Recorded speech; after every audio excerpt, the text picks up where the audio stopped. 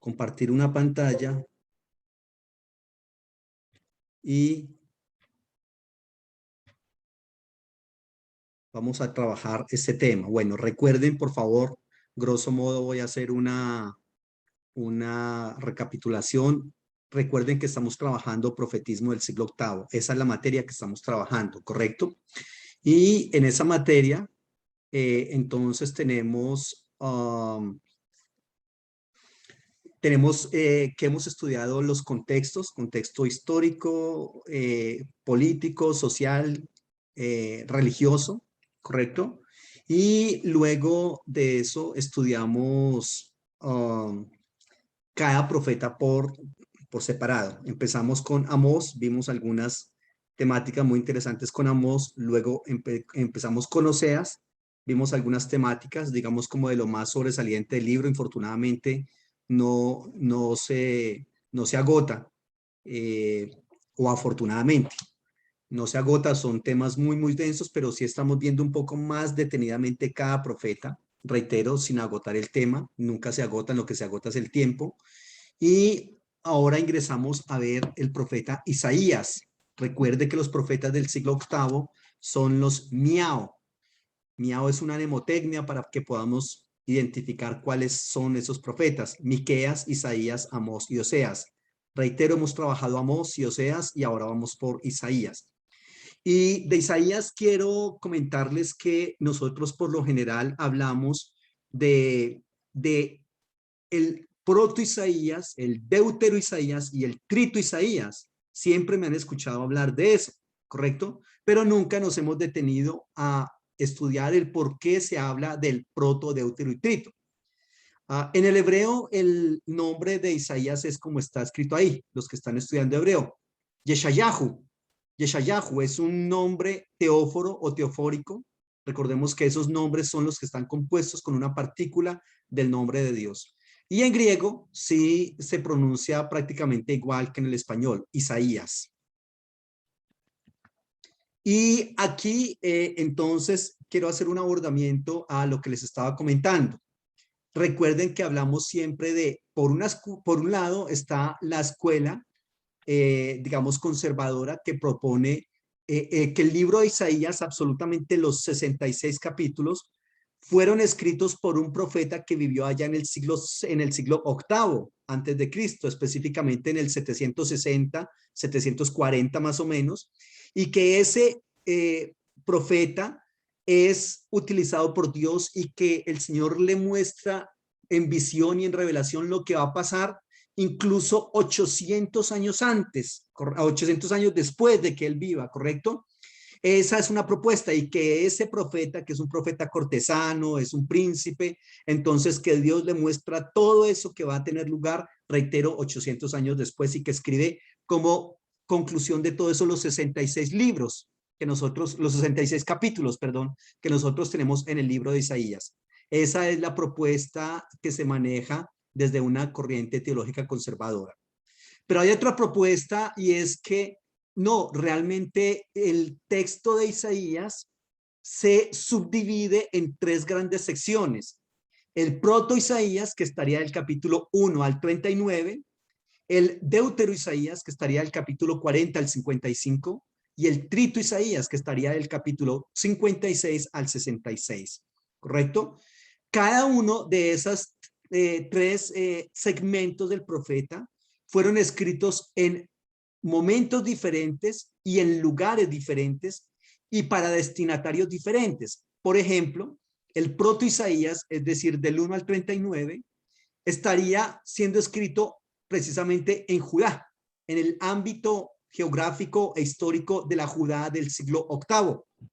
Y el que lo escribió precisamente, reitero, sería el profeta que se llama Isaías, que vivió o que ministró más o menos entre el 660 y el 760 al 740 antes de Cristo, ¿correcto? Luego se dice que el deutero Isaías, es decir, los capítulos 40 al 55, fueron compuestos en el exilio en Babilonia, es decir, más o menos unos prácticamente 100, casi 2 siglos después, cuando el pueblo de Israel ha sido llevado cautivo al exilio en Babilonia. Y allá el Deutero Isaías entonces se compone. Ya les voy a decir las razones que son históricas, literarias y teológicas para ese asunto. Y luego vendría el Trito Isaías, que son los capítulos 56 al 66, y son capítulos que fueron escritos a la gente que regresó del exilio en Babilonia, es decir, en el posexilio. A eso se le conoce como posexilio, que regresaron y que entonces son personas que son ministradas por la escuela. Ya no se habla del profeta Isaías, el personaje como tal del siglo VIII, sino que se habla en cuanto al Deutero Isaías y el Trito Isaías, se habla de la escuela isaiana. Es decir, los profetas tenían sus propias escuelas donde enseñaban profetismo y donde enseñaban teología y todo ese asunto. ¿Correcto? Y el profeta Isaías, que vivió en el siglo VIII, fundó su escuela. Y esa escuela se le reconoce como la escuela isaiana. Perdón, ¿dónde está eso en la Biblia? No, no está eso. Eso es lo que se ha venido extractando de todo lo que se puede analizar del texto bíblico y cómo finalmente termina habiendo una escuela de profetas que se llama o se le ha reconocido como la escuela isaiana o la teología isaiana. Entonces, lo que sería el Deutero Isaías y el Trito Isaías serían discípulos del profeta que vivió en el siglo VIII, es decir, estudiantes en su escuela de teología, ¿correcto? Que teniendo una corriente teológica, entonces ellos dan el mensaje, reitero, siguiendo la corriente teológica del profeta Isaías, siguen esa corriente y dan mensajes para su momento y para destinatarios específicos en cada una de las 3 secciones del libro de Isaías. ¿Ya? Entonces, eso es una segunda propuesta. Personalmente me parece mucho más viable. Para usted no necesariamente tiene que ser la más adecuada, pero personalmente me parece la más viable.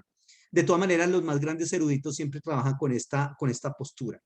Y para eso hay algunas razones de tipo histórico, razones de tipo literario, razones de tipo teológico, para tratar de hacer esta división en el proto, Deutero y Trito Isaías. Obviamente, todo esto que estoy diciendo, reitero, una corriente conservadora jamás lo va a aceptar. Ellos, reitero, van a decir que Dios le enseñó al profeta Isaías, que vivió en el siglo VIII, todo lo que iba a pasar de ahí para adelante, incluso 800 años hasta allá.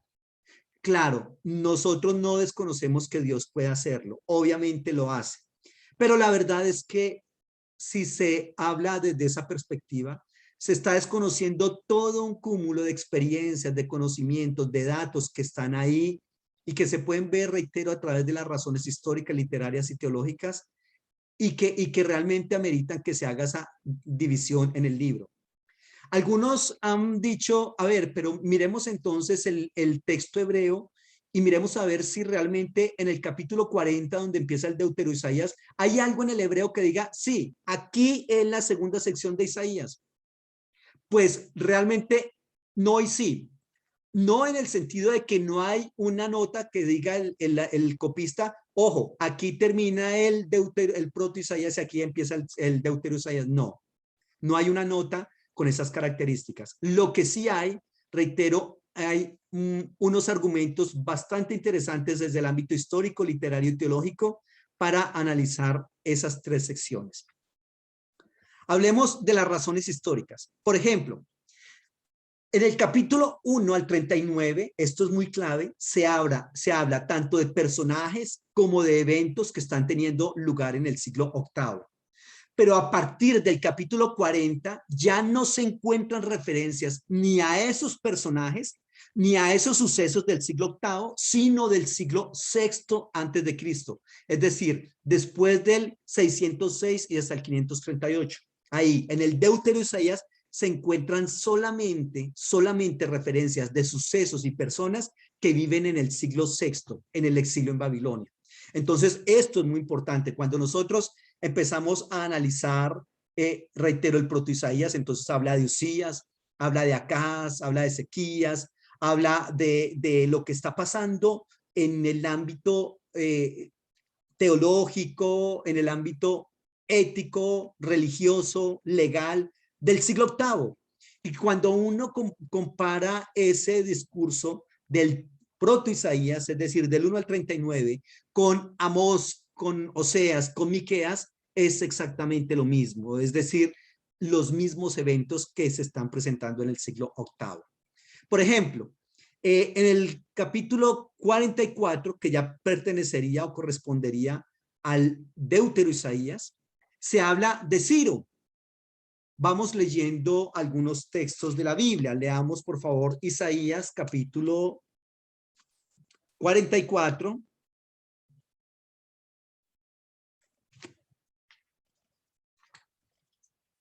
Versículo 28. ¿Qué dice de Ciro? ¿Qué dice de Ciro? Es mi pastor y cumplirá todo lo que yo quiero. Al decir a Jerusalén, serás edificada y el templo serás fundado. Ojo, ¿por qué tiene que decir acá que le va a decir a Jerusalén serás edificada y al templo que serás fundado? Perdón, ahí en ese momento, hace rato estaba ya Jerusalén siendo edificada, ¿correcto? Ya hace mucho tiempo Jerusalén había sido edificada, el templo existía. ¿Por qué se dice entonces aquí en este 28 que Jerusalén serás edificada? Porque acá en esta segunda sección, que reitero, ya están en el exilio, aquí obviamente ya está Jerusalén destruida, porque recordemos que Nabucodonosor fue a Jerusalén en el 586 más o menos, antes de Cristo, y la destruyeron totalmente. Destruyeron el templo, es decir, en ese momento no hay Jerusalén, por lo menos habitable, y no hay templo. Por eso habla de que Jerusalén será edificada. ¿Listo? En el capítulo 45, versículo 1 dice, así es el Señor a su ungido, a Ciro, al cual tomé yo por su mano derecha para sujetar naciones delante de él y desatar lomos de reyes, para abrir delante de él puertas y las puertas no se cerrarán. ¿Recuerdan ustedes quién es Ciro? Ciro es el rey que quedó a cargo de la coalición del imperio medo-persa. Es decir, se unen dos grandes ejércitos y pueblos, los medos y los persas, y conforman lo que se conoce como el imperio medo-persa. Ciro es el rey que está a la cabeza de ese imperio. Pero ¿qué pasa? Ciro está más o menos por allá en el 538 antes de Cristo, entra en escena como el gran imperio del mundo. Claro, 538 antes de Cristo, pero antes de eso, obviamente ya ha estado barriendo, ya ha estado conquistando todos los territorios alrededor, porque obviamente para llegar a ser imperio del mundo tuvo que vencer al imperio que estaba en ese momento, que era el imperio caldeo. Y para vencer a un imperio, pues tiene que ser un ejército bastante robusto, grandes, poderosos. ¿Y quién es el que está a la cabeza de todo ese aspecto? Ciro. Y entonces aquí, en el Deutero Isaías, se empieza a hablar de Ciro como ese personaje que está a la cabeza de todo lo que les estoy contando. Por otro lado, en el capítulo 48, versículo 20, se invita a Jerusalén, se invita a los ciudadanos israelíes que están en el exilio de que tienen que salir de Babilonia, que el tiempo ya está cumplido. Mire lo que dice en el 48:20. Salgan de Babilonia, huyan de entre los caldeos, den nuevas de esto con voz de alegría, publíquenlo, llévenlo hasta lo postrero de la tierra, digan, redimió el Señor a Jacob su siervo. Entonces, aquí cuando nosotros decimos todo este aspecto, no podemos nosotros de manera terca decir, no, perdón, es que aquí están hablando del siglo octavo. No, porque en el siglo octavo Israel estaba en Israel. ¿Dónde es que están o cuándo es que están ellos en Babilonia? Es, reitero, del 606 al 538. El evento del que nos está hablando acá, cuando se le dice al pueblo de Israel, salgan de Babilonia ya. Ya el tiempo se cumplió, ya no tienen que estar más ahí. ¿Listo? Muy bien. Ah, por otro lado, también tenemos algunos otros aspectos, es que se le motiva al pueblo de Israel a que salga y que vayan de regreso a Jerusalén. En el Deutero Isaías se refleja el destierro vivido por los judíos. Ya, todo ese Deutero Isaías, el pueblo de Israel está allá, en el exilio en Babilonia. Pero luego, a partir del capítulo 56, que es cuando inicia el Trito Isaías, ya a partir de ese capítulo se va a reflejar una sociedad que ya no está en el exilio en Babilonia. Es una sociedad que ha regresado a, a Israel. Es una sociedad que se conoce con el nombre de posexílica. Así dice el Señor, estoy leyendo el capítulo 56 de Isaías. Guarden derecho y hagan justicia, porque cercana está mi salvación para venir y mi justicia para manifestarse. Bienaventurado el hombre que hace esto y el hijo del hombre que lo abraza, que guarda el día de reposo para no profanarlo y que guarda su mano de hacer el mal.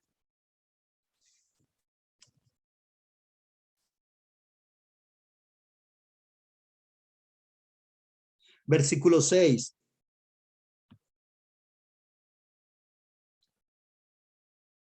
Y a los hijos de los extranjeros que sigan al Señor para servirle y que amen el nombre del Señor para ser sus siervos, a todos los que guarden el día de reposo para no profanarlo y abracen mi pacto, yo los llevaré a mi santo monte y los recrearé en mi casa de oración. Sus holocaustos y sus sacrificios serán aceptos sobre mi altar, porque mi casa será llamada casa de oración para todos los pueblos. Ojo, si ellos estuvieran en Babilonia en ese momento, pues sencillamente no se hablaría de la casa del Señor, la casa de oración del Señor. Porque ¿cuál es la casa de oración del Señor en el Antiguo Testamento? El templo de Jerusalén.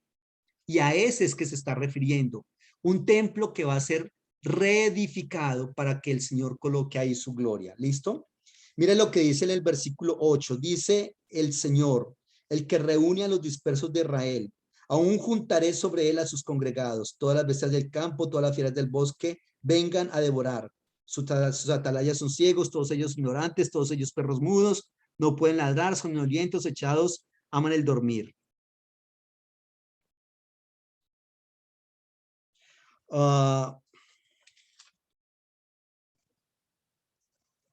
Por ejemplo, en el capítulo 60, mire lo que dice. Levántate, resplandece porque ha venido tu luz y la gloria del Señor ha nacido sobre ti. Porque he aquí que tinieblas cubrirán la tierra y oscuridad las naciones, mas sobre ti amanecerá el Señor y sobre ti será vista su gloria. Y andarán las naciones a tu luz y los reyes al resplandor de tu nacimiento. Alza tus ojos alrededor y mira, todos estos se han juntado, vinieron a ti. Tus hijos vendrán de lejos y tus hijas serán llevadas en brazos. Todo eso está hablando del posexilio, de cómo el pueblo de Israel fue sacado de allá, de Babilonia, y cómo fue traído otra vez a Israel.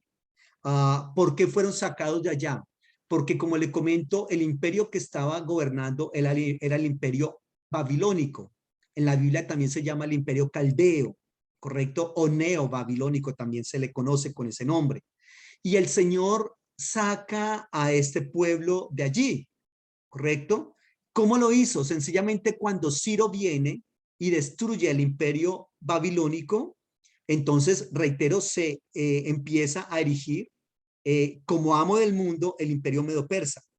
Ciro, a diferencia de Nabucodonosor, Nabucodonosor era el rey del imperio del imperio babilónico, Ciro, el rey del imperio medo-persa. A diferencia de Nabucodonosor, Ciro respeta, valora las diferentes culturas existentes. Los de Babilonia querían hacer una aculturación de tal manera que la única cultura que quedara vigente en el mundo de ese momento fuera la cultura, los conocimientos, la religión, todo lo babilónico. Todo lo demás no servía, sobraba. Entonces, aquí en este momento, lo que se pretende es que el, el rey Ciro sí respeta a las demás culturas. El rey Ciro las valora, valora las demás religiones y le dice a todos los grupos étnicos que han estado esclavizados en Babilonia, si ustedes quieren, pueden salir. Si ustedes quieren, pueden devolverse para su tierra. le da a cada grupo étnico la imagen de su Dios. Cuando llega al pueblo de Israel, como no tienen imagen de su Dios, les saca los vasos que habían sido llevados a Babilonia, los vasos del templo, los vasos y utensilios sagrados, los que había sacado Belsasar para hacer una celebración a su Dios, y cuando apareció el dedo escrito en la pared, recordarán ustedes, y ahí en ese momento, entonces, Ciro les dice, llévense eso es de ustedes, y si se quieren ir, váyanse. Y ahí entonces se firma lo que se conoce como un decreto de repatriación de Israel, y todos los israelíes regresan, bueno, no todos, la verdad, una cantidad importante de israelíes regresan a su tierra. Y ahí es cuando surge el post-exilio. Ahí es cuando surge el trito Isaías, ¿listo? Que está diseñado para hablarles a gente que ha regresado del exilio. Preguntas de esto que les he dicho hasta el momento. Preguntas. Pastor, y en ese capítulo 53, bueno, parte del 52 y 53 que habla del sufrimiento del siervo del Señor, que lo relacionan con el sufrimiento de Cristo, ¿no? Es cierto, ahí está en lo que se conoce como el Deutero Isaías. Hay muchos, bueno, muchos no, hay 4 cantos que se llaman los cantos del siervo, los cantos del siervo. Y hay uno que se llama el gran canto del siervo que sufre vicariamente. Se le ha colocado ese título. Ese está en Isaías capítulo 52, 12 al 53, 52, 13 al 53, bueno, todo el capítulo que tiene 12 versículos. Ese es el famoso sufrimiento del siervo del Señor. Y por lo general, cuando empieza a leerse, he aquí mi siervo será prosperado, será engrandecido y exaltado y será puesto muy en alto. Cómo se asombraron de ti muchos, de tal manera fue desfigurado a los hombres su parecer y su hermosura, más que los hijos de los hombres, etcétera. Entonces, la gente cuando se le pregunta, bueno, ¿de quién está hablando acá? Inmediatamente todos en coro responden, pues de Jesucristo. Pero realmente no está hablando de Jesucristo, porque estamos viendo que este texto que corresponde al Deutero Isaías está en la época del exilio en Babilonia. Este texto está hablando de gente que tuvo que sufrir muchísimos vejámenes al ser conducidos por Nabucodonosor a Babilonia. Gentes que tuvieron que sufrir martirios y que eran siervos del Señor. Ejemplo, uno de ellos,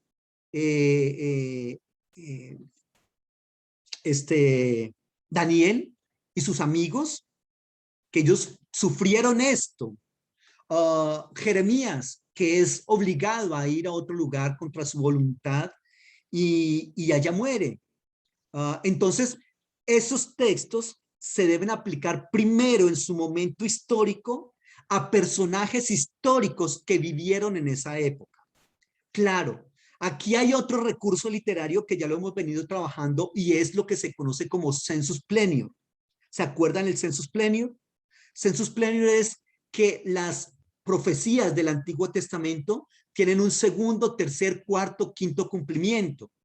Es decir, tienen un primer cumplimiento que es histórico y luego sobre ese cumplimiento histórico se le puede aplicar esa profecía a otro personaje, ¿correcto? Pero ya no históricamente, sino simbólicamente.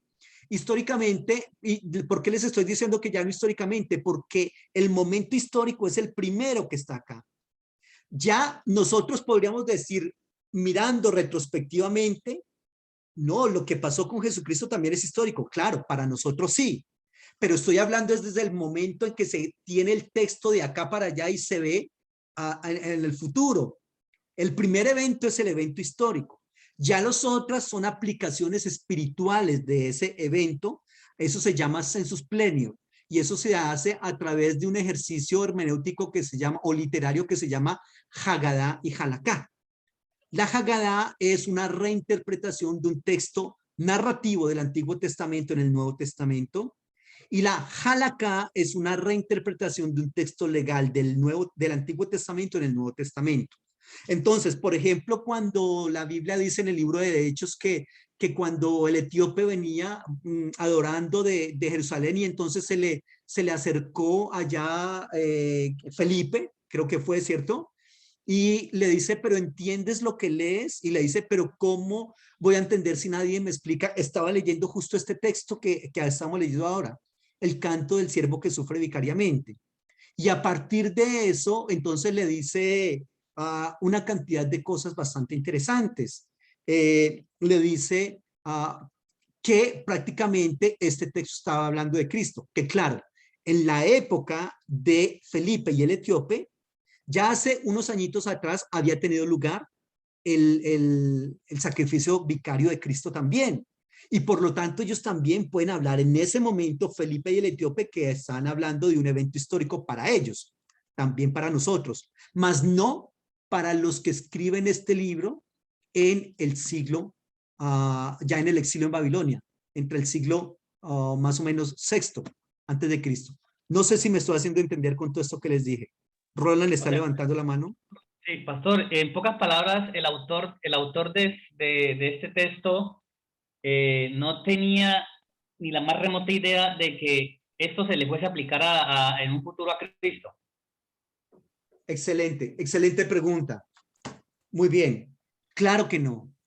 Estos census pleniur, Haggadah y Halakha, no son potestativos de el primer profeta que habla de estos eventos. Es decir, que el profeta, por ejemplo, hablando del proto-Isaías, aquí estamos hablando del deutero-Isaías, hablando del proto-Isaías, el famoso texto que también se lo aplican a Jesucristo, la Virgen concebirá y dará a luz un hijo y llamará su nombre Manuel.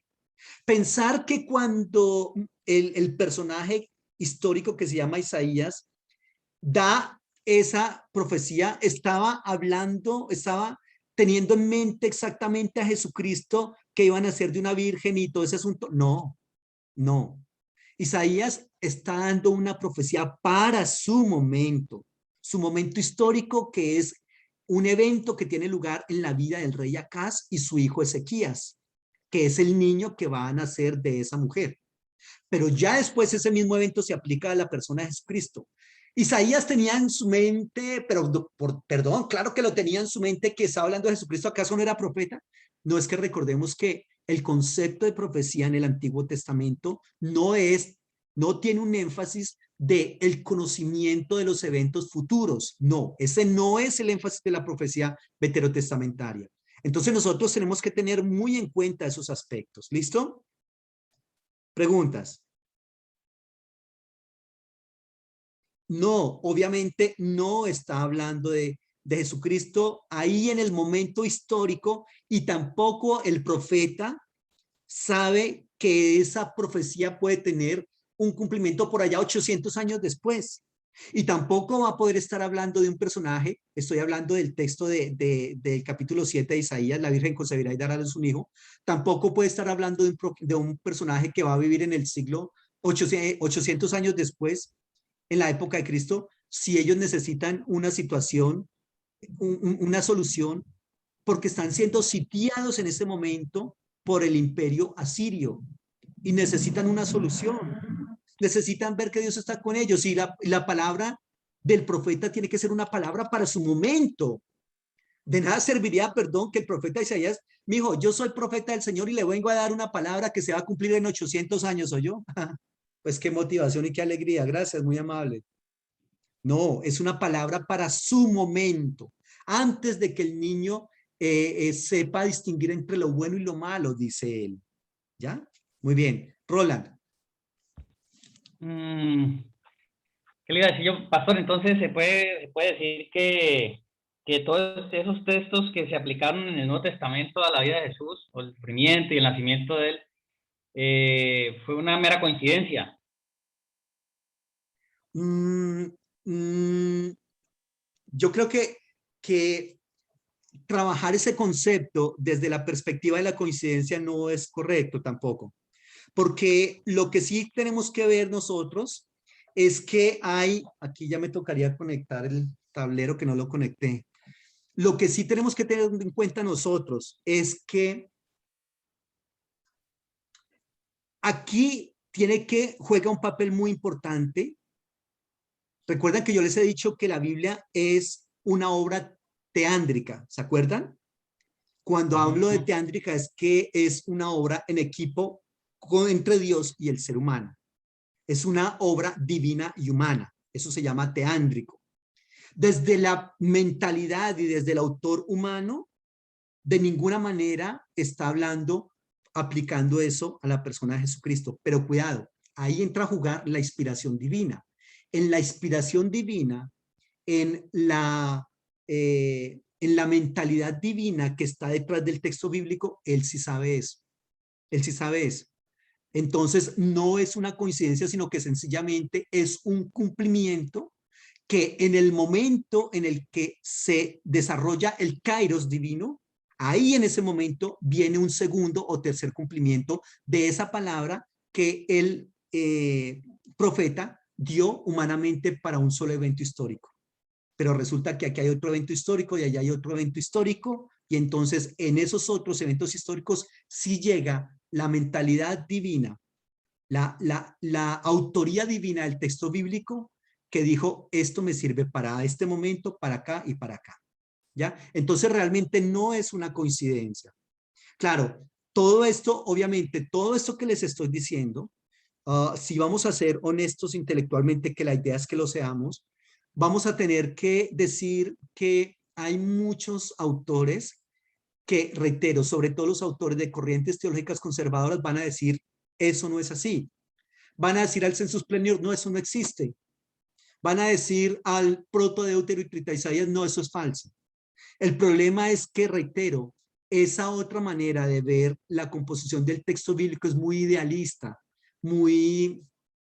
como muy fantasiosa, porque la Biblia sencillamente es producto de unos eventos que se están dando, que son eventos históricos, geográficos, lingüísticos, teológicos, políticos, económicos, que están en el texto bíblico y que nosotros no los podemos desconocer. Entonces, esa manera de ver el texto bíblico pasa por encima de todos esos contextos. O sea, no tiene en cuenta nada de esos contextos políticos, ni económicos, ni ninguno de esos, porque sencillamente es una inspiración de Dios que viene al ser humano por encima de todo eso y como que finalmente se le halla el lugar porque de todas maneras es Dios el que lo hizo y Él es omnisciente. Pero no, realmente no es así. Dios pudo haber escrito su palabra de esa manera, pero prefirió escribirla en convenio con el ser humano. Y eso es lo que enriquece tremendamente el texto bíblico en el sentido de la relación entre Dios y el ser humano. Preguntas.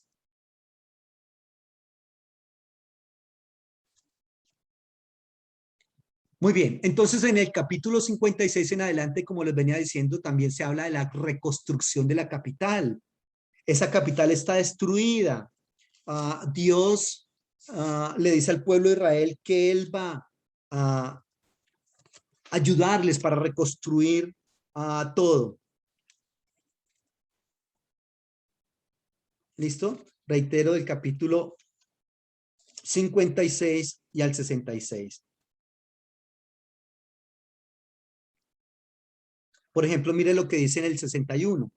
El Espíritu del Señor está sobre mí por cuanto me ungió el Señor, me ha enviado a predicar buenas nuevas a los abatidos, a vendar a los quebrantados de corazón, a publicar libertad a los cautivos y a los presos apertura de la cárcel, a proclamar el año de la buena voluntad del Señor y el día de la venganza del Dios nuestro, a consolar a todos los enlutados, a ordenar que a los afligidos de Sion se les dé gloria en lugar de ceniza, óleo de gozo en lugar de luto, manto de alegría en lugar de espíritu angustiado, y serán llamados árboles de justicia, plantío del Señor, para gloria suya. Ojo, aquí, si esto estuviese hablando de los afligidos de Sion, no hablaría de los del siglo octavo, porque recordemos que en el siglo octavo hay unos cuantos que tienen muchísimo dinero, y seguramente se les habría descrito a ellos como los gozosos, como bien proponen los profetas del siglo octavo.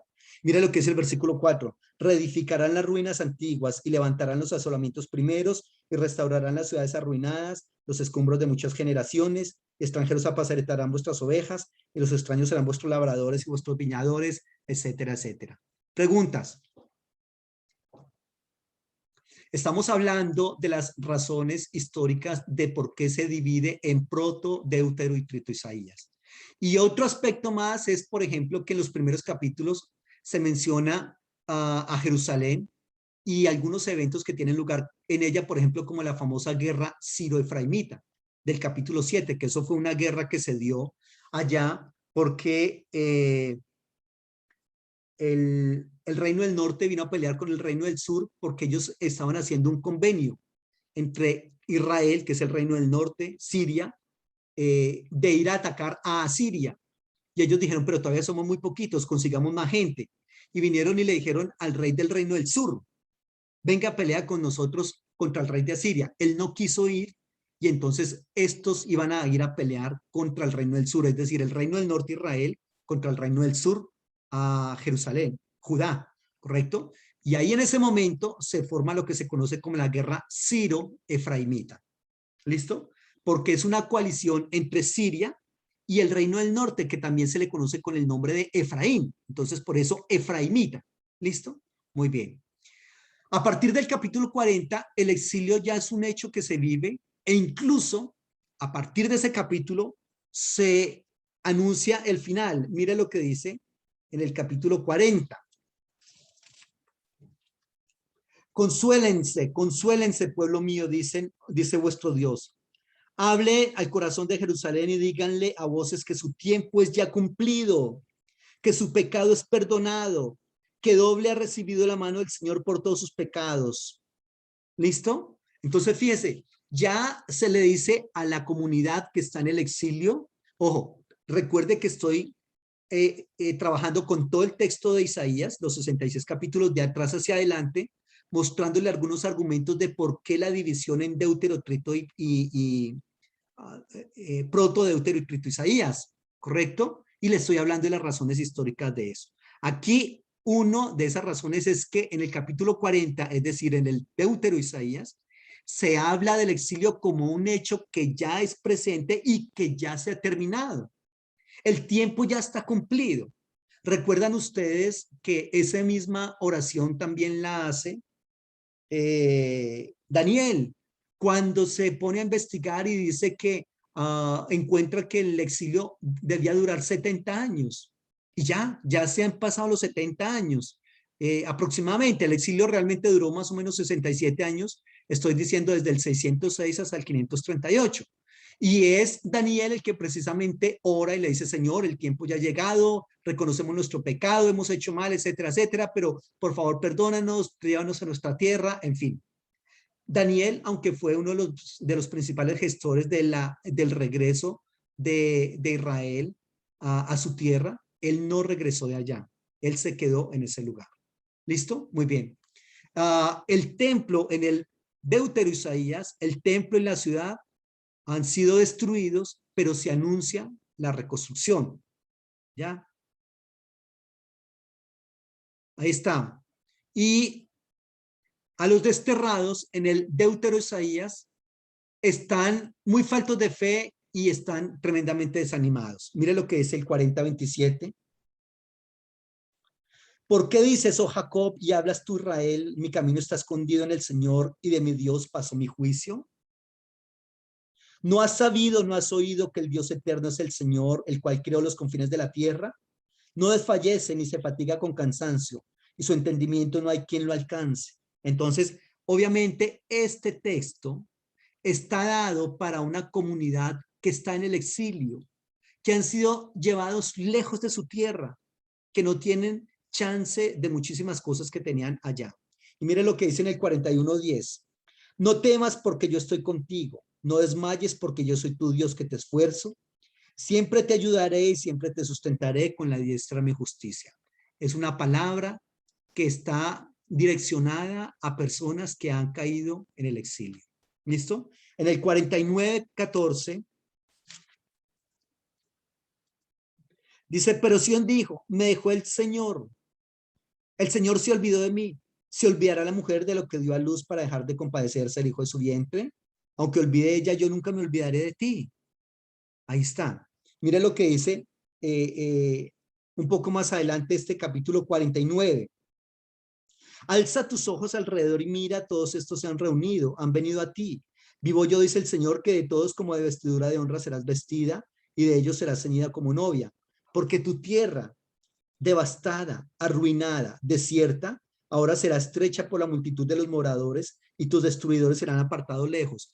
Este texto que acaba de leer no puede estar hablando del siglo VIII, porque en ese tiempo había mucha gente en Israel y todo era, había muy buenos lugares y construcciones y todo ese asunto.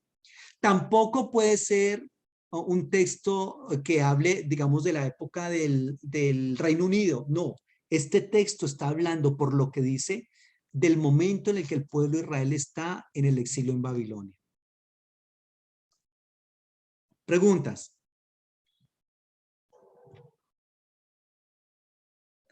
Roland, ¿levantaste la mano? No, pastor, qué pena, me olvidó bajarla. Ah, ya, ok. Muy bien. Por otro lado, hay algo muy importante en Israel en ese momento, que está en el capítulo 45, versículos 9 en adelante. Ya les digo por qué es tan importante. Mire, hay del que pleitea con su hacedor, el tiesto con los tiestos de la tierra. Dirá el barro al que lo labra, ¿qué haces? ¿O tu obra no tiene manos? Hay del que dice al padre, ¿por qué engendraste? Y a la mujer, ¿por qué diste a luz? Así dice el Señor, el Santo de Israel y su formador. Pregúntenme de las cosas por venir. Mándenme acerca de mis hijos y acerca de la obra de mis manos. Yo hice la tierra y creé sobre ella al hombre. Yo, mis manos extendieron los cielos y a todo su ejército mandé. Yo la desperté en justicia, enderezaré todos sus caminos. Él edificará mi ciudad y soltará mis cautivos, no por precio ni por dones, dice el Señor de los ejércitos. ¿Por qué hay una murmuración del pueblo de Israel contra el Señor? Porque en ese momento hay un tema muy importante, ojo con este concepto, se llama el enoteísmo. ¿Se acuerdan que les he venido hablando del enoteísmo? ¿Qué es el enoteísmo? Era una creencia en que habían una cantidad de dioses, que el Dios de Israel era uno entre muchos dioses y que ese Dios se metía solamente con lo que tiene que ver con Israel y para de contar, pero él no se metía con lo que tiene que ver con Egipto, con Siria, ni con Asiria, ni con Babilonia, nada de eso, porque no tenía licencia para actuar allá. ¿Sí? Eso se llama enoteísmo. Y en ese proceso de enoteísmo, los dioses peleaban entre ellos mismos. Cuando se enfrentaba un ejército contra otro, no eran los ejércitos solamente que se enfrentaban, sino que eran los dioses los que se enfrentaban unos contra otros. Y el ejército que vencía era porque el dios al cual adoraba ese ejército era más poderoso que el dios del ejército vencido. Como Babilonia vence a Israel, eso significa que según esa creencia, el dios Marduk, que es el dios principal de la cosmogonía babilónica, es más poderoso que el dios de Israel y por eso lo venció. Por eso ellos llevan como ofrenda al templo del dios Marduk y del dios Ea los utensilios del templo. Se los llevan como una ofrenda a su dios diciéndole, no encontramos una figura de un dios de Israel, pero aquí encontramos todos estos utensilios y se los traemos, Dios Marduk, como una ofrenda diciéndote gracias porque has destruido al Dios de Israel. Eso es lo que piensa el Dios de la gente de Israel y empiezan a murmurar contra Dios diciéndole no, definitivamente ahí sí el Dios de nosotros consiguió uno que le dio en la cabeza. Él peleó contra muchos dioses y a muchos destruyó, pero este sí ya no pudo destruirlo. Entonces ahí es cuando el Señor les dice, un momento muchachos, ¿qué les está pasando? ¿Cómo es que se ponen a murmurar contra mí? ¿Acaso no saben ustedes que la tenencia de la tierra estaba supeditada a la obediencia a la ley del Señor? Eso no era gratuito. Ustedes debieron haber valorado y respetado el pacto que el Señor había hecho con ustedes y así habrían podido habitar la tierra y sostener esa tierra. Ustedes fueron sacados de allá y perdieron la tierra, fueron por ustedes mismos. A mí no me echen la culpa de nada. Eso está pasando acá. ¿Listo? Muy bien. Mientras que a partir del capítulo 56, ya no se habla nada del exilio. ¿Por qué? Porque el exilio ya pasó. Acá a partir del 56 se habla es de gente que regresó a Israel. Muy bien. Ya en el capítulo 56 el templo se ha reconstruido, se reparan los muros, se habla de la próxima salvación que va a ser una salvación definitiva de parte del Señor. Eso está en el 56:1, 57, 17 al 19.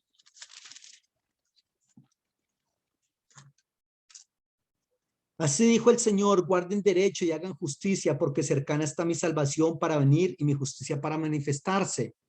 57, 17 dice, por la iniquidad de su codicia me enojé y le herí, escondí mi rostro y me indigné, y él siguió rebelde por el camino de su corazón. He visto sus caminos, pero los sanaré y lo pastorearé y le daré consuelo a él y a sus enlutados. Produciré fruto de labios, paz para el que está lejos y al cercano, dijo el Señor. Ahí está. Entonces ya se habla de una salvación definitiva, una salvación que esa era la salvación que ellos estaban esperando totalmente. Y en el capítulo 62, versículo 11, dice, he aquí que el Señor hizo oír hasta lo último de la tierra. Digan a la hija de Sión, ojo, he aquí viene tu Salvador. He aquí su recompensa con él y delante de él su obra. Y por otro lado, se anuncia el castigo de los impíos, el castigo de los que causan divisiones, el castigo de los que los tenían presos allá. Entonces se habla de esos castigos para esas personas, como en el capítulo 65, todo el capítulo, y el capítulo 66, versículos 3 y 4. El que sacrifica buey es como si matase a un hombre, y el que sacrifica oveja como si degollase a un perro. También yo escogeré para ellos escarnios y traeré sobre ellos lo que temieron, porque llamé y nadie respondió, hablé y no oyeron, sino que hicieron lo malo delante de mis ojos y escogieron lo que me desagrada. Amén. Preguntas. José Alfredo. Sí, y eso Dios, o sea, esos dioses que se nombran ahí, Dios Marduk y todo eso, ¿existió o solamente eran o sea, idolatrías de las personas que le dieron el nombre y se hicieron su Dios, digamos, entre ellos? Esa es una muy buena pregunta. Claro, desde la perspectiva de nosotros, desde la perspectiva del Dios de Israel, no, nunca existieron esos dioses. Eran demonios que estaban siendo adorados por esos pueblos que los adoraban, ¿correcto? Hay otros dioses, como el dios El, que vienen a ser el mismo Dios de Israel, después según lo que el mismo pueblo construye. Ah, esos son el mismo, y los fusionan en uno solo, ¿ya? Pero depende de las características del Dios, porque no todos los dioses tenían características adecuadas ni tampoco benévolas. Había dioses perversos, había dioses buenos. Ustedes han escuchado todas las cosmogonías, las, todas las cosmogonías, por ejemplo, la griega, todo el panteón romano, todo eso. Ustedes se dan cuenta que hay una cantidad de dioses y esos dioses, hay unos que son buenos, otros que son malos, hay unos que son borrachos, hay otros que pelean entre ellos, en fin. Entonces, cuando el Dios era bueno, pues a esos dioses buenos finalmente terminaron equiparándolos con el Dios de Israel como el que le estoy mencionando. Pero cuando era un Dios perverso, pues obviamente de ninguna manera iba a poder ser comparable con el Dios de Israel. Por ejemplo, como el Dios Baal, que era un Dios terriblemente orgiástico, sensual, sexual, en fin, no, ese no, no lo equiparaban con el Dios de Israel. Entonces, obviamente, tenemos que decir nosotros que hay un solo Dios y que esos otros dioses de ninguna manera eran dioses para otros, para el pueblo de Israel, sino para otros dioses, pero que finalmente para el pueblo de Israel eran demonios, ídolos. Muy bien. Listo, eso en cuanto a las razones históricas. Hablemos un momentico en cuanto a las razones literarias. Ahora, estas razones literarias, la verdad tengo que decirle que son un poco difíciles de comprobar en las traducciones. Son mejor de comprobar en el texto hebreo.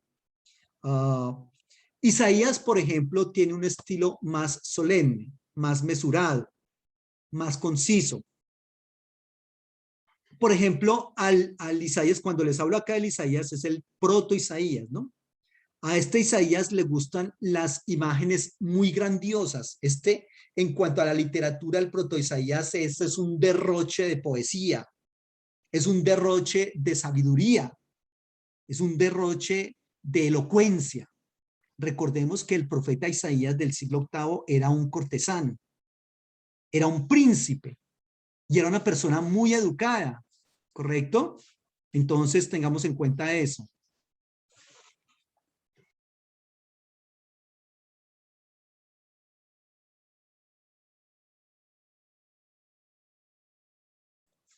Entonces a este personaje le gustan las imágenes grandiosas, es exuberante en todo lo que habla. Mire lo que dice en el 2:2 de Isaías.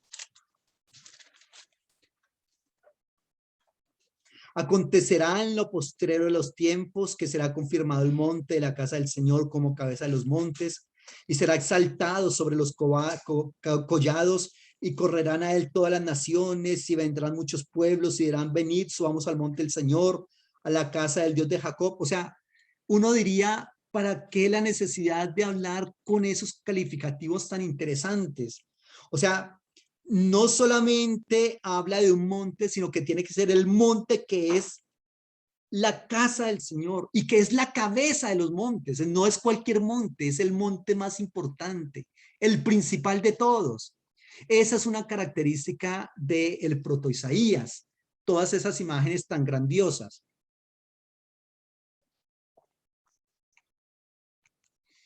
Algo muy importante también del proto Isaías es que es excesivamente detallista con todo lo que está proponiendo. Por ejemplo, ¿qué necesidad tiene él de hablar de el juicio que van a recibir las mujeres de Sión? Porque estoy hablando de las mujeres adineradas que se les robaban el dinero a la gente pobre. Y se les da un juicio. Y el profeta va a describir ese juicio de una manera bastante expedita, bastante detallada. Mire lo que dice en el capítulo 3, versículo 16 al 26. Asimismo dice el Señor, por cuanto las hijas de Sión se ensoberbecen y andan con cuello erguido. Ojo, mire cómo las describe. Cuello erguido, ojos desvergonzados, cuando andan van danzando y haciendo son con los pies. Por tanto, el Señor raerá la cabeza de las hijas de Sión y el Señor descubrirá sus vergüenzas. Ojo, aquel día quitará el Señor el atavío del calzado, las redencillas, las lunetas, los collares, los pendientes, los brazaletes, las cofias, los atavíos de las piernas, los partidores del pelo, los pomitos de olor y los zarcillos, los anillos y los joyeles de las narices, las ropas de gala, los mantoncillos, los velos, las bolsas, los espejos, el lino fino, las gasas y los tocados. Y en lugar de los perfumes aromáticos vendrá de hondez, y cuerda en lugar de cinturón y cabeza rapada en lugar de compostura de cabello, en lugar de ropa de gala ceñimiento de silicio y quemadura en vez de hermosura. Fíjese, mire eso tan detallado. Pudo haber dicho sencillamente, el Señor las va a castigar. Viene un juicio para ustedes, pero lo hace de una manera muy detallada, refiriéndose a diferentes partes de su cuerpo bien adornadas con los detalles. Eso es propio solamente del libro o de la sección que se conoce como el proto Isaías. Los otros dos, el Deutero y el Trito Isaías, son mucho más crudos, mucho más directos. Ellos no adornan las cosas. No es así. El Deutero Isaías es más apasionado, más retórico. Este utiliza imágenes más de la vida familiar. Y esas imágenes, como le comento, no son tan bien construidas. Son más sencillas, más directas. Cuando uno leyó este capítulo 3 de Isaías con todos esos detalles, se tiene una tendencia como muy diferente por toda esta especificidad que se comenta. Estos, reitero, son imágenes más abiertas, no demasiado construidas. Y hay algo bien interesante, y es que al Deutero Isaías le gusta repetir las palabras, cosa que no se ve en el proto Isaías de manera reiterativa, mientras que acá sí.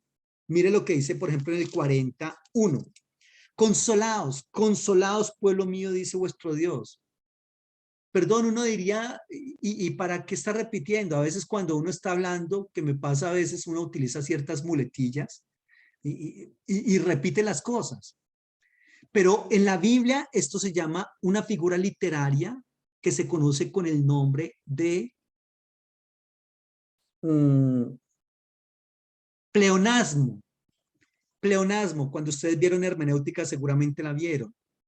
El pleonasmo es repetir una cosa innecesariamente, pero se repite. En la Biblia se utilizan los pleonasmos para enfatizar una idea. Nosotros usualmente hablamos con pleonasmos porque a veces no hablamos bien. Entonces ahí está el famoso suba para arriba, baje para, entre para adentro, salga para afuera, etcétera. Pero la Biblia utiliza pleonasmos. Consolaos, consolaos. La Biblia dice soñar sueños, ver visiones. No, perdón, y entonces ¿qué va a haber uno? ¿Qué va a soñar uno? Pero la Biblia utiliza esos pleonasmos para enfatizar que lo que está hablando se va a cumplir sí o sí. Para eso es que lo utiliza. Mire en el 43:11 que nos dice, 43:25. Yo, el Señor, y fuera de mí no hay quien salve. ¿Por qué tiene la necesidad de repetir el pronombre personal? Yo, el Señor, y fuera de mí. Porque es que quiere enfatizar que es Él. El tetragrama, el dueño del tetragrama, no es otro Dios, es Él. Y por eso lo plantea de esa manera. Y otra vez en el versículo 25 de ese mismo capítulo 44. Yo soy el que borro tus rebeliones por amor de mí mismo y no me acordaré más de tus pecados. ¿Listo?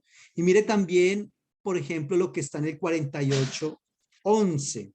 Si alguien me quiere ayudar con alguno de esos versículos, le agradezco.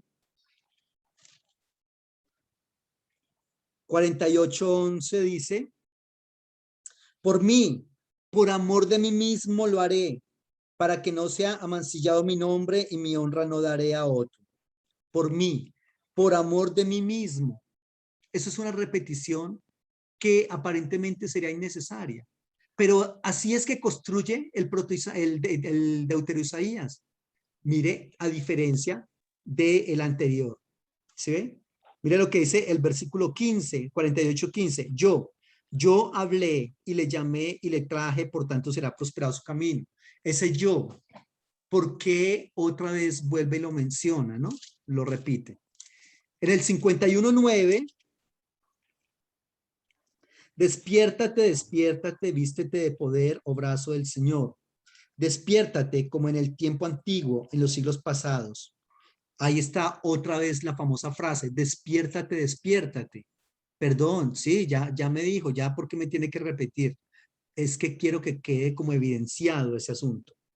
Mire lo que dice en el 12, yo soy vuestro consolador nuevamente. En el 17, despierta, despierta, levántate, oh Jerusalén, que bebiste la mano del Señor. Y en el 57:6, en las piedras lisas del valle está tu parte, ellas son tu suerte, y a ellas derramaste libación y ofreciste presente. Ahí está. Entonces, al Deutero Isaías le gusta repetir las cosas, mientras que el Trito Isaías, es decir, del 56 al 66, ese sí no es nada poético. A ese no le interesa eso. Ese es agresivo para hablar. Por ejemplo, mire lo que dice en el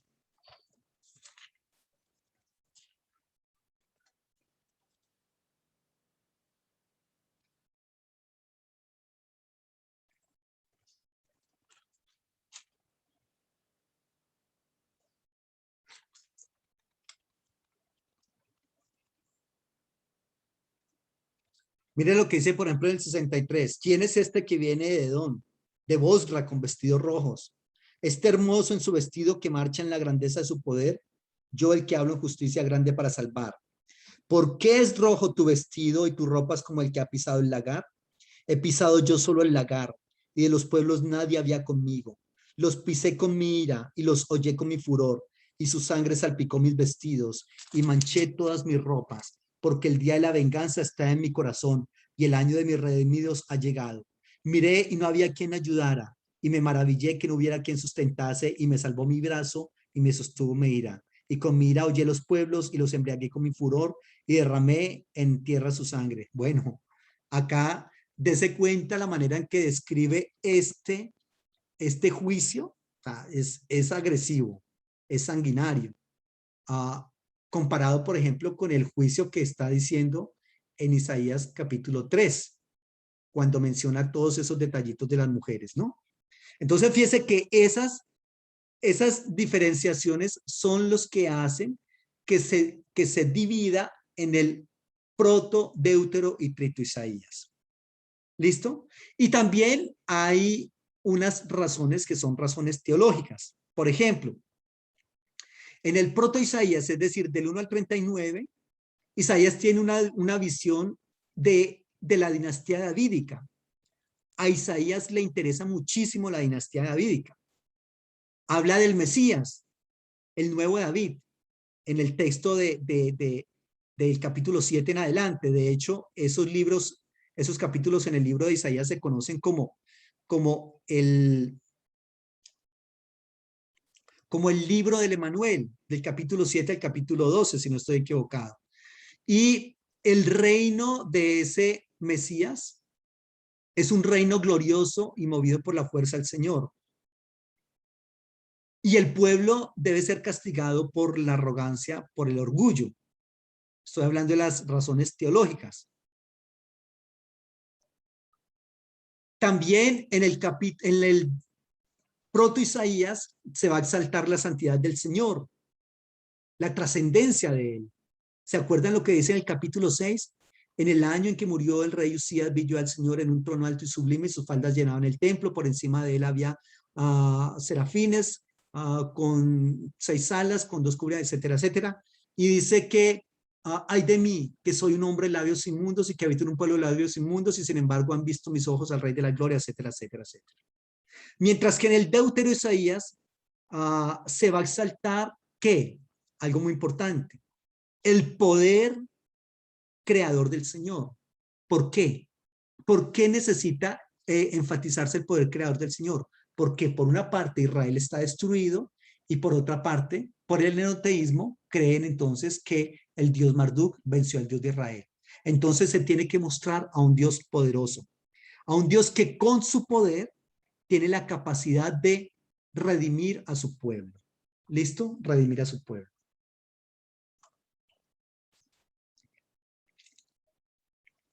Mientras que por otro lado, en el deutero Isaías, se habla del famoso siervo del que hablábamos hace un rato atrás.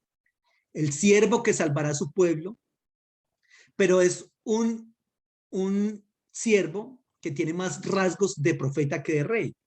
Entonces, fíjese, del 1 al 39 se habla de un Mesías, de un rey, un monarca, con todo el esplendor, el poder que tiene y todo ese asunto porque es un monarca.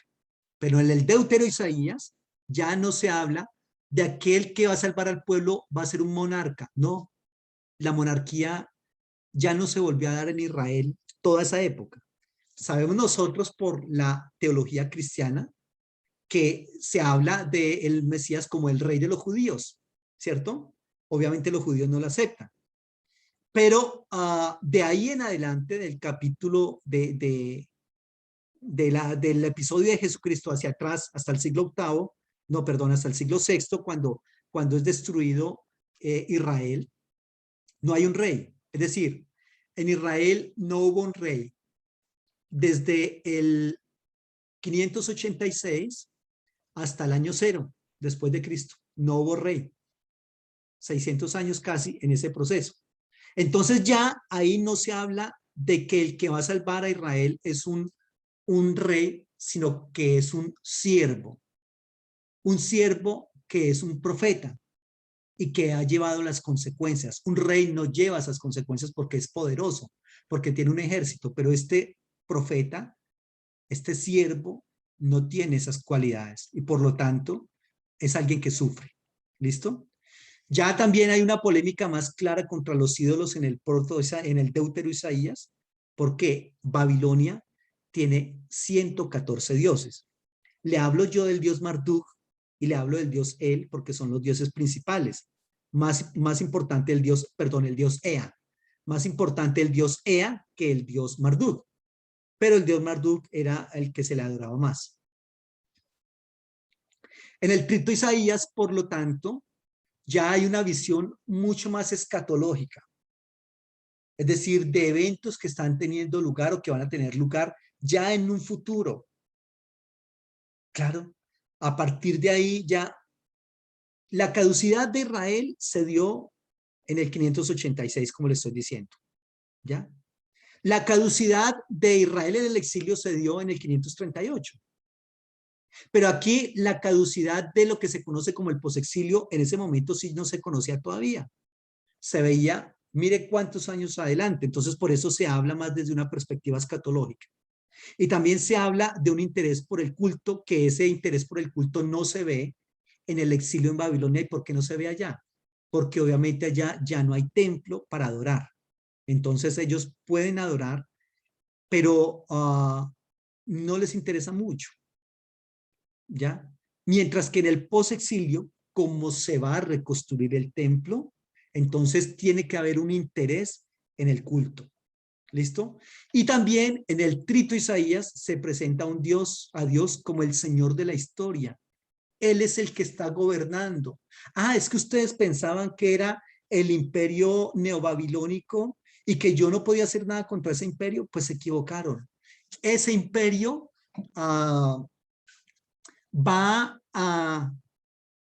ese imperio estuvo vigente porque yo lo quise, dice el Señor, porque yo les di el poder y ahora levanto al imperio medo-persa y le digo a Ciro que él es mi ungido.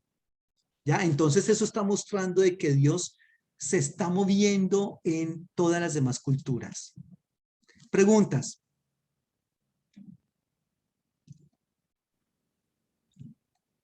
Pastor, ¿y por qué los autores del Trito Isaías y del Deutero Isaías no, ellos mismos no se tomaban la autoría de los libros? Ahí hay varios aspectos. Uno, ellos no saben, ojo con lo que les voy a decir. Los escritores de los libros que nosotros tenemos como Biblia, ellos no saben que están escribiendo Biblia.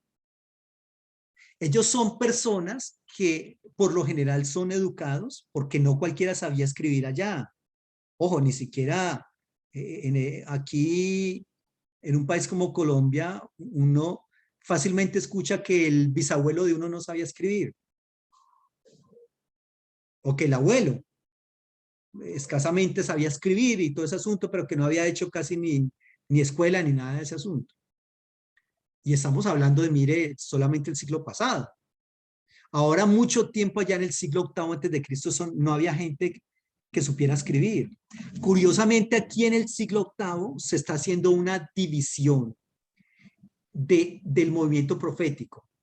A partir del siglo VIII para acá, a los profetas se les llama profetas rapsodistas.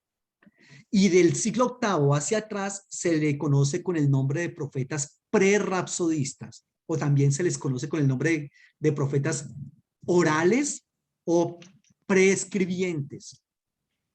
¿Ya? Porque es a partir del siglo VIII que vienen algunos profetas escribiendo lo que Dios les colocó. Y no podemos decir que absolutamente todo lo que está en el libro lo escribe ese profeta, no. Escriben algunos apartados, ¿correcto? Y esos apartados posteriormente tienen reelaboraciones posteriores, ¿ya? Y a esas reelaboraciones se le van acumulando otros y otras notas hasta que queda convertido en el libro de Isaías, por ejemplo. Pero reitero, ellos no sabían que estaban escribiendo Biblia. Ellos estaban ejerciendo, por una parte, su responsabilidad, los que eran, por ejemplo, escribas, que los contrataban para que escribieran. Por el otro lado, estaban muy preocupados porque la ley del Señor se conociera y todo ese asunto. Entonces, se hacían copias de la ley del Señor y todo ese asunto. ¿Sí ve? Pero decir que, reitero, ellos sabían que estaban escribiendo Biblia cuando estaban escribiendo, no, no sabían. Pero pastor, entonces esos escritores, si no sabían que estaban escribiendo Biblia, ellos escribían los libros que estaban escribiendo, pero ¿en qué momento se le achacan por lo menos esos libros a Isaías? O sea, ¿por qué dijeron vamos a achacarle estos libros a Isaías? Sí. ¿Me explico? Sí, sí, sí. Entonces, ellos escriben, y ellos escriben, reitero, la historia que está teniendo lugar en su momento. La historia, ellos están escribiendo historia de lo que está pasando, pero cuidado. Están escribiendo una historia, pero que se la están contando a su vez a unas personas, pero no solamente contárselas por contárselas, sino que, reitero, ¿se acuerdan que yo les he venido diciendo una palabrita en algunas ocasiones? Histosóficas, lecciones histosóficas, que son, la idea de esas narrativas es contárselas, es decir, echarle mano a una historia para contársela a mi generación, para que tomen decisiones respecto a algo que está actuando mal, que está marchando mal y lo trabajan. Y en ese proceso, entonces se encuentran que, perdón, aquí hubo un apartado que el profeta escribió. No todo, reitero, lo del libro lo escribe el profeta. Por ejemplo, miren lo que dice en el capítulo 6 del libro de Isaías. En el año en que murió el rey Usías, vi yo al Señor sentado sobre un trono alto y sublime y sus faldas llenaban el templo. ¿Cómo decimos o cómo se plantea eso de que esta persona fue la que escribió? Porque está escribiendo en primera persona. Yo, Isaías, tuve una experiencia. En el año en que murió el rey Usías, vi yo al Señor sentado sobre un trono alto y sublime y sus faldas llenaban el templo. A diferencia, por ejemplo, del capítulo 1. Mire lo que dice el 1. Visión de Isaías, hijo de Amós, la cual vio acerca de Judá y Jerusalén en días de Usías, Jotán, Acaz y Ezequías, reyes de Judá. Ojo, aquí está escrito en tercera persona. Es muy posible que este encabezado no lo haya escrito Isaías. Perdón, y si no fue Isaías el que lo escribió, ¿quién lo escribió? El redactor. En cada página de la Biblia hay una escuela, que es una escuela que compiló todas esas historias, ¿correcto? Y es una escuela a la cual se le ha denominado el redactor. El redactor es el que está contando. Entonces, es como todo lo que yo les estoy contando hoy.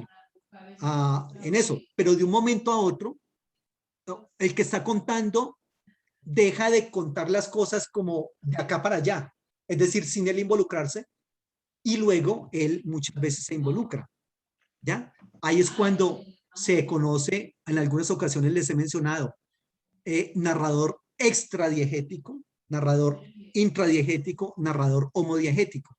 Son diferentes clases de narradores. Alexandra, habíamos levantado la mano. Sí, tengo una pregunta.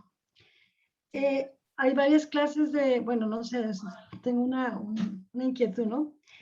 Hay varias clases de teología, ¿cierto? Sí.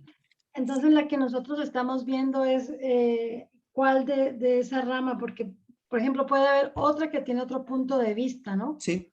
¿Cuál es la que estamos viendo nosotros? Es la que se conoce como yo les dije ahora al inicio. Hay una corriente teológica conservadora, progresista, liberal.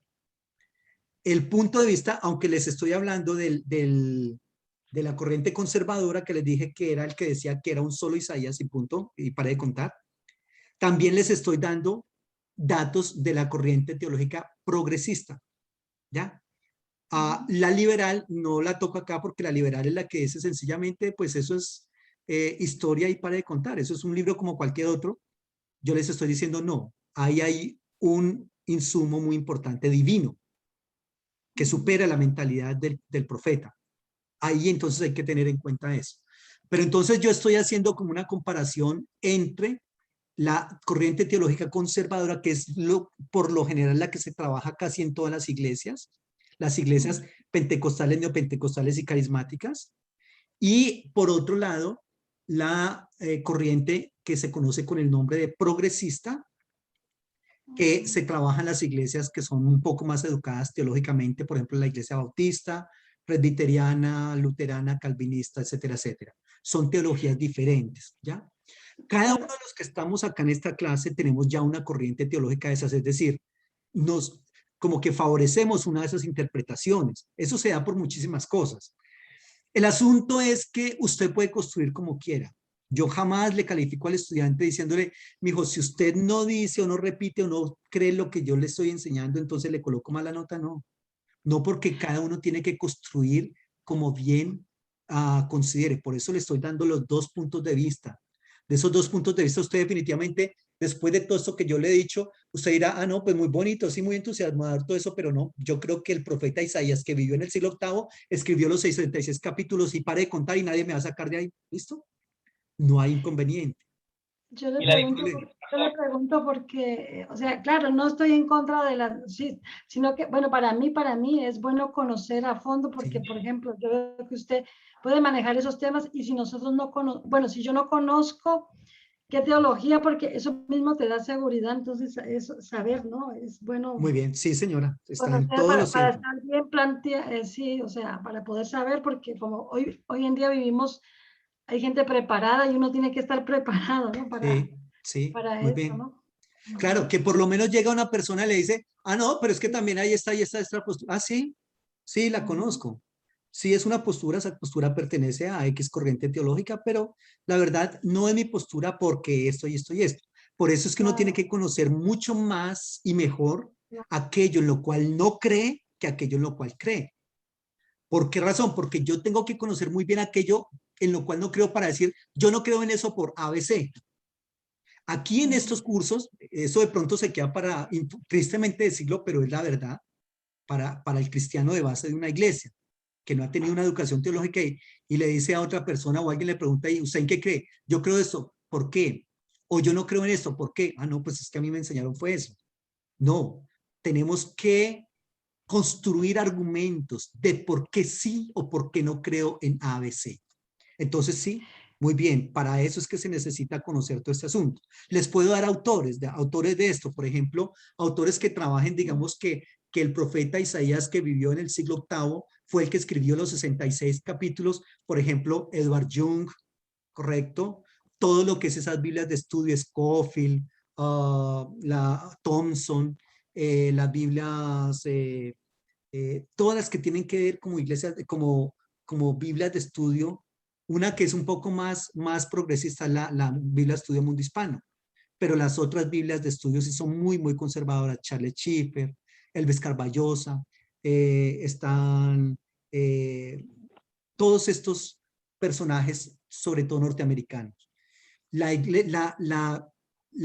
escuela teológica, que es un poco más crítica, que es la progresista y la liberal, son más escuelas alemanas, que son las mejores de todas, desde mi perspectiva, ¿correcto? Desde mi perspectiva, no tiene que ser la suya. Ahí están los más grandes biblistas, están en esas escuelas, los más grandes de todos. Ahí está Martin Knott, ahí está José Luis Sicre, ahí está Luis Alonso Schockel, ahí está Walter Eckroth, Walter Brueggemann, o sea, los más monstruosos de todos pertenecen a esas escuelas. Roland, ¿ibas a levantar la mano? Pastor, la postura liberal, que así por encima, ¿qué dice el libro de Isaías? Por ejemplo. Dice no solamente el libro de Isaías, sino de toda la Biblia, que la Biblia es producto de genios religiosos. En todas las áreas del conocimiento ha existido genios. En la pintura y la escultura Miguel Ángel, en la música Beethoven, en la literatura William Shakespeare.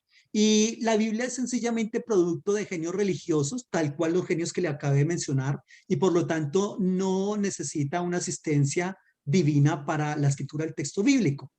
Por lo tanto, la Biblia no es de ninguna manera un libro superior o diferente a los otros libros de las demás religiones. Es decir, la Biblia es igual al Corán, al libro del Mormón, a los escritos sagrados de los hinduistas y los budistas y los musulmanes, en fin, no tiene por qué trabajarse de esa manera. Sencillamente, por otro lado también, cuidado, la Biblia hay que desmitificarla, pero totalmente. Es decir, no se puede reconocer que la Biblia, tal cual está escrita, pero ni en un porcentaje siquiera mínimo, podemos decir que es exactamente correspondiente a los hechos. No, sencillamente son historias que se cuentan y que son historias que están supeditadas mucho a la fantasía, correcto, a todos estos eventos, porque finalmente tampoco la divinidad está muy entusiasmada en relacionarse con el ser humano. Entonces, ahora, estas teorías son bastante interesantes porque estas teorías, por ejemplo, esta corriente teológica, ¿quiénes la proponen? Teólogos también, teólogos. Ahí está, por ejemplo, yo no sé si ustedes han escuchado hablar del señor Rey Marus, ahí está el señor el del Jesús histórico, Rudolf Bultmann, son teólogos tremendos. Pero ¿por qué uno diría, bueno, y si son teólogos, ¿por qué plantean esto? Porque hay que explicarlo en el contexto en el cual ellos vivieron. Es un contexto, por ejemplo, el de Rudolf Bultmann, en el cual él está relacionado con la crema innata de la intelectualidad de su momento. Y él dice, ¿cómo hago yo para explicarle el evangelio a mentes filosófica e intelectualmente muy bien formadas, que son gente, que son genios? Ellos no van a aceptar, y que son científicos, ellos no aceptan milagros, no aceptan que el Señor sanó a los enfermos, que dividió el mar, que las plagas de Egipto, nada de eso. Entonces lo que se propone es una desmitificación del texto bíblico y dejar en el texto única y exclusivamente aquellas lecciones histosóficas que el ser humano tomará para su, digamos, beneficio y para el beneficio de la sociedad en la cual está inmerso. Pero nada de lo que es milagroso, nada de lo que es supranatural, se va a aceptar en el texto bíblico. Alexandra. Sí, mire, por ejemplo, yo le cuento mi testimonio. Yo llevo como ya 15 años de ser cristiana y es primera vez de que estoy viendo todos estos temas, bueno, ahora de que estoy estudiando, ¿no?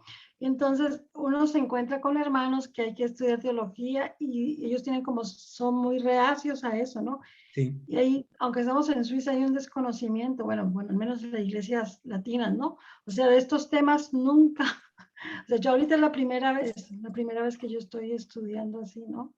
Sí. Entonces, es necesario estudiarlo porque nosotros necesario.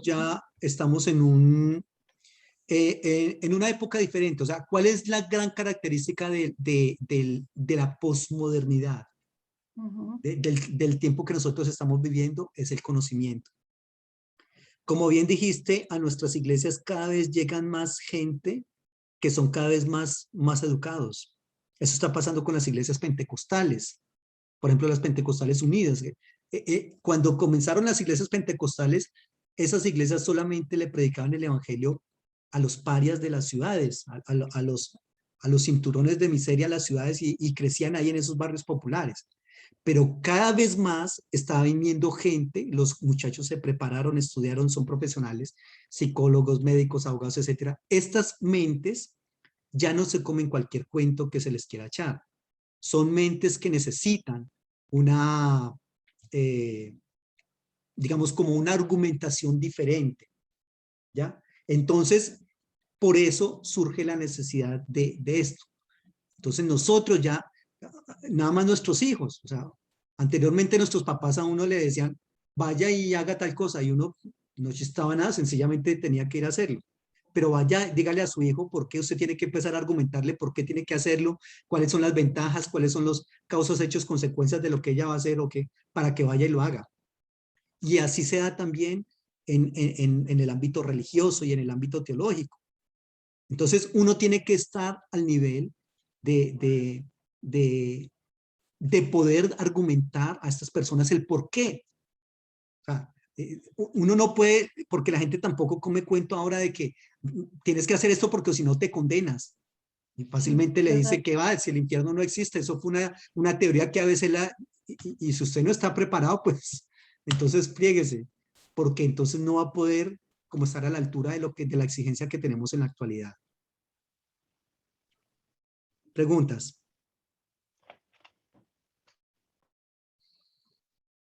Ahora, estos temas que estamos viendo, como dices, Alexandra, sí, infortunadamente hasta ahora se están escuchando, Sí.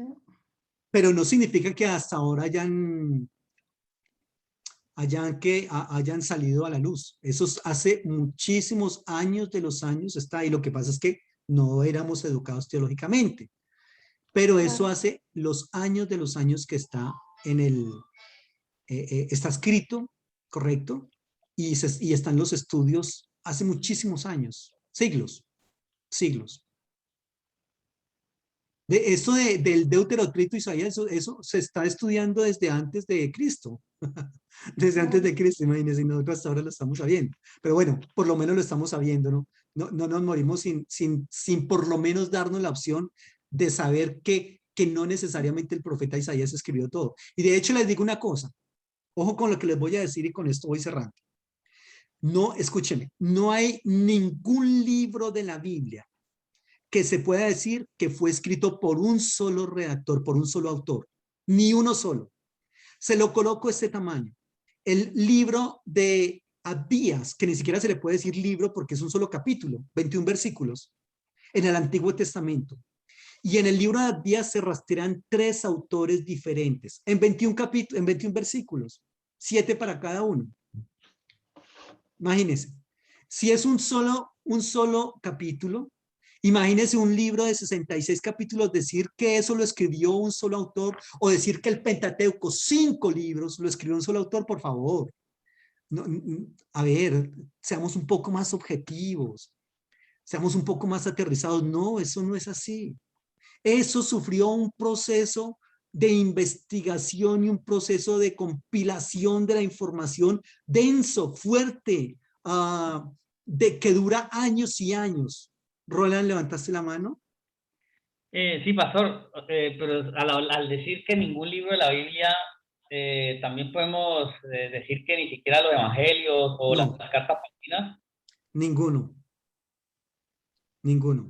De las cartas paulinas, hay muchísima discusión al respecto, porque incluso varias de las cartas que antes se le atribuían a Pablo, que se le atribuían 12 cartas o 13 cartas, ya en la actualidad eso no se puede sostener. Varias de esas cartas se dice que son escritas por discípulos de Pablo o discípulos de los discípulos de Pablo. Por eso usted escuchará hablar de que en la actualidad se habla de cartas de segunda o tercera generación, ¿ya? Por ejemplo, los escritos supuestamente de Pedro. Cuando se hace un análisis desde el griego de primera de Pedro y segunda de Pedro, uno tiene que decir, cuidado, o uno de los dos no lo escribió Pedro. Si se escribió el uno, no escribió el dos, o se escribió el dos, no escribió el uno, porque es tan diferente la manera de hablar. Ustedes se han dado cuenta que, por ejemplo, la manera de predicar de 2 personas, la manera de hablar de 2, el pastor Nixon dicta clases, a ustedes les dicta, y con mucho nivel también, pero sin duda que él y yo hablamos muy diferente, ¿ya? Entonces, eso pasa en los escritos también, eso pasa en los escritos, que tienen el mismo nombre, 1 y 2 de Pedro, pero la manera en que hablan es muy diferente. Y ahí dice, o escribió una o escribió la otra. Y los evangelios sí definitivamente no, o sea, lo que pasa es que, a ver cómo es el asunto. Ningún libro de la Biblia surge en el aire, surge de la nada, no. Todos esos libros tienen unos sustratos literarios que son utilizados posteriormente por los otros autores de épocas más avanzadas para componer algo más grande. Es decir, se tiene, por ejemplo, una pequeña hoja de un escrito. Hay otra persona que viene y escribe otra hoja. Y hay otra que viene y escribe 3 o 4 y así sucesivamente. Y posteriormente, lo que les comentaba ahora, la famosa escuela redaccional, lo que hace es que dice, eso está como bueno. Y empieza a leer y empieza a hacer una organización de ese escrito, pero no es una organización ni geográfica, ni histórica, ni cronológica, sino que es una organización teológica de ese escrito. Entonces, por eso colocan, a mí me parece que este tema, vea, este tema está bueno acá, metámoslo acá. Y se reunieron, la escuela reaccional, se reúnen y dicen, colocamos esto acá, colocamos esto acá. Entonces ellos lo que tienen es una cantidad de colchas, de retazos, ¿correcto? Y con todos esos retazos forman una colcha. Pero la Biblia es eso, una colcha de retazos teológicos que son fusionados para darnos unas historias teológicas mucho más coherentes y completas, cohesionadas entre ellas mismas. Así es que funciona esto. Muy interesante, pastor, muy interesante saber eso. Muchísimo. Vea, esta manera de ver el texto bíblico es la que se conoce como la teoría de inspiración dinámica y pertenece a una corriente teológica progresista. La corriente teológica conservadora, todo esto que le estoy diciendo dice, no es carreta. Sencillamente Dios le dictó al ser humano lo que había de colocar en el texto escrito y para de contar. De hecho, el ser humano ni siquiera se puede decir que es autor, se le critica a esa teoría de inspiración verbal con inerrancia, se llama así. Se le critica que no son verdaderos autores porque ¿qué va a ser autor cuando sencillamente fungió como un autómata? Que Dios le movió la mano para que escribiera no solamente todo el libro, sino incluso las frases, las palabras y las letras que debía escribir, ¿ya? Eso lo utilizan, por ejemplo, los judíos ortodoxos y ultraortodoxos. En el cristianismo lo utilizan los grupos pentecostales, sobre todo los pentecostales, neopentecostales y carismáticos, son los que plantean esto. Pero al plantear eso se están perdiendo todo ese proceso que les acabo de decir, en el cual el ser humano lo que hace, que si bien está siendo inspirado por Dios, también tiene una parte de su humanidad ahí en el escrito, porque tiene algunas tendencias políticas, económicas, sociales, religiosas, porque hay cosas que le gustan y hay cosas que no le gustan, y todo eso quedó implementado en el texto bíblico. Tremendo, ¿eh? Sí. Alexandra. Bueno, la última intervención. Es como lo que pasa cuando dan una prédica, bueno, la enseñanza, ¿no? Que toman del texto, pero le hacen un análisis y lo predican en ese sentido. Eso es lo que podía pasar antes, ¿no? Son registros que, por ejemplo, bueno, el Espíritu Santo de Dios también podía ministrar a esa persona, ¿no? Con eso que ya estaba, con esa sustancia, podemos decir así, ¿no? No sé si me hago entender. No, no mucho. O sea, que O sea, independientemente... por ejemplo, hoy en día, ¿no? Se va a predicar de un texto y se hace el estudio y alguien predica sobre ese texto, ¿no? Le saca unas aplicaciones, ¿no? Sí. Acerca de ese texto bíblico. Entonces, lo que podemos conocer de la palabra también son pues, registros, ¿no? Como usted dice que la palabra de Dios es como pedazos de retazos. Sí. ¿Cómo decir? O sea, son registros que se han ido, ¿cómo se llama? Sí, Bueno, se han ido tejiendo ¿no? unos con otros. Tejiendo, ¿no? Sí. Sí. Y, o sea, ¿cuál es el asunto con esto? Lo que pasa es que obviamente uno en una predicación no va a decir todo esto que estoy diciendo acá. Claro. Porque uno en la predicación lo que hace es dar lo que resulta de todo ese estudio que yo estoy haciendo acá. Por eso es que es tan importante el que usted defina, que usted ya debe de tener definido eso, pero si no lo tiene definido no hay problema, pero sí hay que definirlo. ¿Cuál es la teoría de inspiración bíblica que usted va a manejar? ¿Cuál es la que usted va a estar trabajando? Porque esa es muy importante.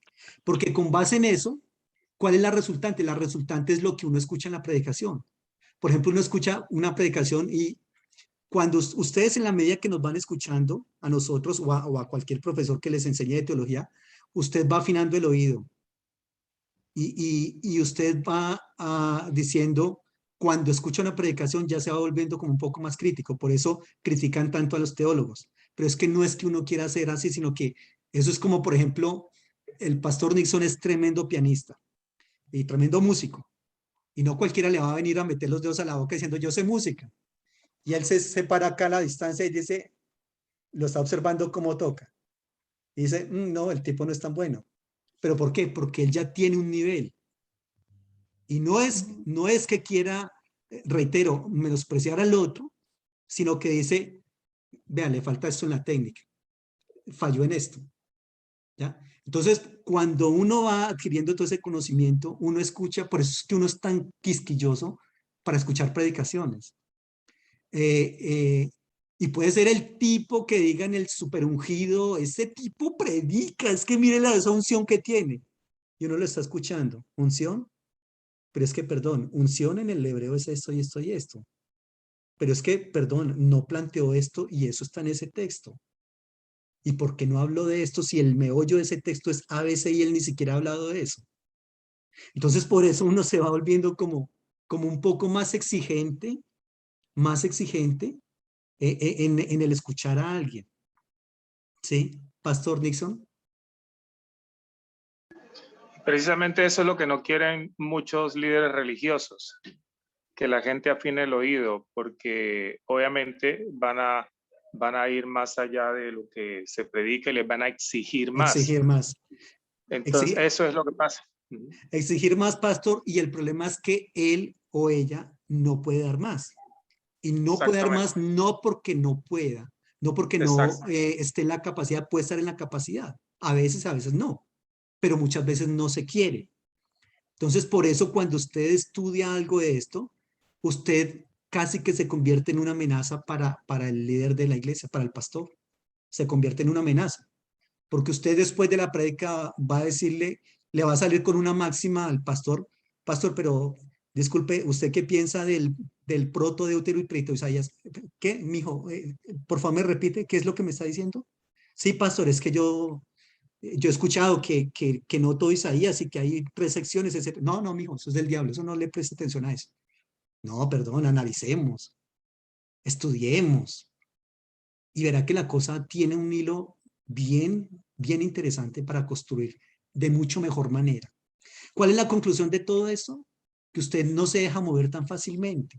O sea, así como dijo Lutero, una doctrina puede hacer llover milagros todos los días, pero si no está en consonancia con el resto del texto bíblico, hay que desecharla. Perdonen, no es que el tipo, o sea, es que Dios lo usa de tal manera que levanta muertos, sí, pero ¿qué es lo que está enseñando? ¿Cuál es la doctrina? Amén, Dios le bendiga, pues utilicémoslo para levantar muertos, pero no para que nos enseñe. Porque para enseñar primero tiene que aprender. Entonces todo eso se va dando así con el tiempo, ¿ya? Eso es bien interesante todo este aspecto. La teología es apasionante, a mí me encanta, este tema es nuestro chicle, es nuestro deleite, es espectacular, porque es que realmente... Porque imagínese que usted le salga a un pastor con que, no vea, resulta que el Evangelio de Mateo no lo escribió Mateo. Entonces, si Mateo anduvo con Jesús, no, pues déjeme decirle que no lo escribió todo él. Ajá. Imagínese, Claro. ahí mismo lo sacan a uno de... Sí, por lo general termina habiendo esas rupturas, ¿no? O sea, cuando se estudia teología, hay una ruptura.